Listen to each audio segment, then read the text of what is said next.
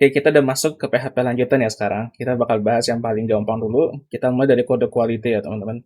Tapi pada dasarnya di sini, kita nggak akan terlalu banyak yang kita bahas ya. Yang jelas, kita cuma berusaha untuk meningkatkan kualitas kode kita. Jadi kita nggak boleh nih cuma bisa sekedar ngoding. Tapi kita juga bisa harus bikin kode yang setidaknya mengikuti standar internasional. Ya, tujuan awalnya sih sebetulnya untuk mengurangi perbedaan cara penulisan ya. Jadi kalau misalkan teman-teman nanti mulai kerja bersama tim, atau timnya banyak gitu ya, nggak ada konflik atau permasalahan terkait cara penulisan kodenya. Jadi semua penulisan kodenya selaras dan nggak ada perbedaan. Jadi benar-benar satu style tuh yang teman-teman harus patuhi aturannya. Nggak cuma itu, teman-teman juga bisa meningkatkan lagi kualitas kodenya dari segi cara penulisan. Nah, konteksnya di sini udah bukan style lagi ya, tapi kualitas yang dimaksud adalah untuk mengurangi isu atau bug dari kode yang kita buat. Untuk style, itu ada di bagian PSR. Untuk mengurangi jumlah bug, itu ada di PHP Stand. Nah, ini yang paling penting sih ya. Bagian 2 sama bagian 3, PSR sama PHP Stand. Mereka berdua ini sama-sama bisa dibilang standar internasional atau standar community lah. Jadi mudah-mudahan nanti teman-teman benar-benar memperdalam dua hal ini. Kemudian ada tambahan satu lagi yaitu SonarLint ya. SonarLint juga bisa membantu untuk mengurangi kompleksitas kode yang bakal kita buat atau yang sedang kita buat. Kalau misalkan teman-teman bikin kode yang logikanya memang rumit, teman-teman harus bisa sederhanakan kode itu supaya lebih mudah dimengerti. Nah, itu fungsinya SonarLint. Dia akan memberikan peringatan ketika sebuah kode sudah mulai sulit dibaca atau mulai kompleks, dan teman-teman harus sederhanakan kode tersebut. Kemudian terakhir adalah Gram PHP. Aku nggak tahu sih ini Gram atau Grum bacanya, cuman kita sepakatin Grum aja lah ya.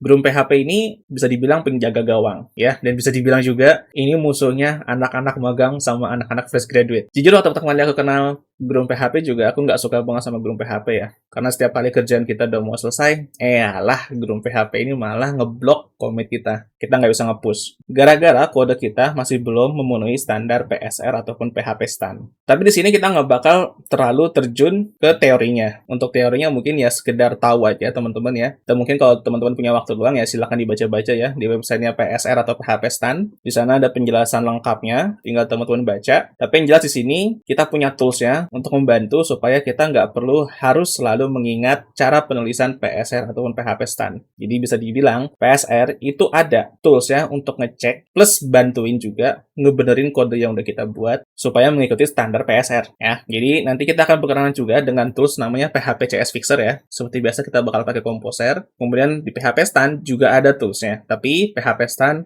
hanya sampai memeriksa saja kualitas kodenya. Dia nggak kayak PHP CS Fixer. Ngebantu kode kita ngebenerin secara otomatis. Kalau PHP Stand nggak otomatis. Jadi setelah dicek, kita harus benerin secara manual lagi. Kemudian untuk SonarLint juga sama ya. Dia ini sifatnya extensive VS Code ya, yang aku tahu. Aku nggak tahu sih SonarLint ada PHP library-nya atau nggak. Belum aku cari juga. Tapi yang jelas di sini, SonarLint aku bakal coba lebih penekanannya ke extensive VS Code. Karena SonarLint ini sebenarnya lebih bersifat opsional ya. Ya sebenarnya nggak SonarLint doang. PHP Stand sama PSR ini juga bersifat opsional. Tapi nggak ada salahnya kita mengikuti standar ini supaya lebih meningkatkan kualitas kode kita lagi. Kemudian Grum PHP ya. Pada dasarnya Grum PHP memang sebuah tools untuk jagain gawang supaya kode-kode yang nggak ngikutin standar PSR ataupun PHP stand itu nggak masuk ke repository atau nggak naik ke server lah. Ibaratnya seperti itu. Jadi yang paling pertama adalah silakan teman-teman setup project-nya di fork ya. Jangan di pull ataupun jangan di clone. Silakan di fork ke repository teman-teman dulu, baru nanti di pull atau di clone dari repository teman-teman. Link repository-nya di deskripsi ya. Kemudian silakan dibaca readme-nya. Ya, aku nggak bakal ngasih file vendornya. Biasanya kan aku bikin repository beberapa tutorial, vendornya aku naikin ya. Tapi nanti ke depan vendornya bakal nggak aku naikin. Karena di sini kita berada di level PHP lanjutan. Jadi kalau misalkan ketika instalasi project teman-teman ada masalah, teman-teman sudah harus bisa memperbaiki atau menyelesaikan masalah itu sendiri. Karena di sini konteksnya sudah PHP lanjutan. Kan PHP dasar lagi nih. Silakan browsing, silakan searching apapun masalahnya yang teman-teman hadapi ketika instalasi project ini.